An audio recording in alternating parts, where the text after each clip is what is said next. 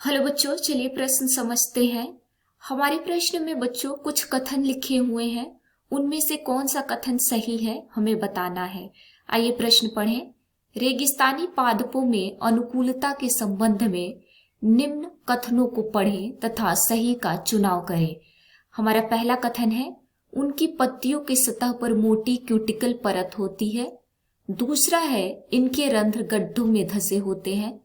तीसरा कथन, ये प्रकाश संश्लेषण हेतु कैम पाथ का प्रयोग करते हैं।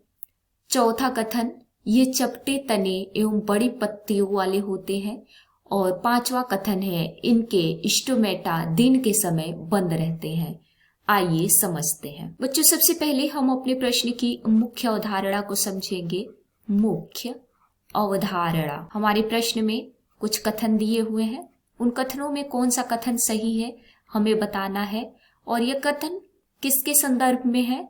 तो ये कथन है रेगिस्तानी पादपों के अनुकूलता के बारे में। रेगिस्तानी पादपों में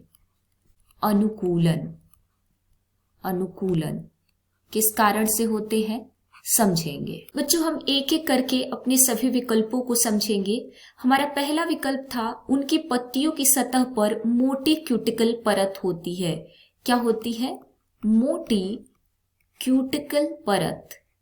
रेगिस्तानी पौधों की पत्तियों पर मोटी क्यूटिकल परत होती है। तो ये कथन सही है बच्चों, क्योंकि मोटी क्यूटिकल परत वाष्पोत्सर्जन को रोकती है। वाष्पोत्सर्जन को क्या करती है? रोकती है। और वाष्पोत्सर्जन के रोकने से पानी की हानि कम होती है। रेगिस्तान में पानी कम पाया जाता है, इसलिए पौधों में पानी की हानि को यह मोटी क्यूटिकल परत रोकती है। इसलिए हमारा विकल्प ए सही हो जाएगा। अब दूसरे विकल्प को समझेंगे। दूसरा विकल्प था हमारा, इनके रंध्र गड्ढों में धंसे होते हैं। तो रंध्र की बात करें तो जो रेगिस्तानी पौधे होते हैं उनके रंध्र गड्ढों में धंसे होते हैं, और यह भी वाष्पोत्सर्जन को रोकते हैं, जिसके कारण क्या होता है? पानी की हानि नहीं होती। पानी की हानि नहीं होती है। तो हमारा वे विकल्प भी सही हो जाएगा। तीसरा कथन था, ये प्रकाश संश्लेषण हेतु कैम पथ का प्रयोग करते हैं। कैम पथ क्या होता है बच्चों?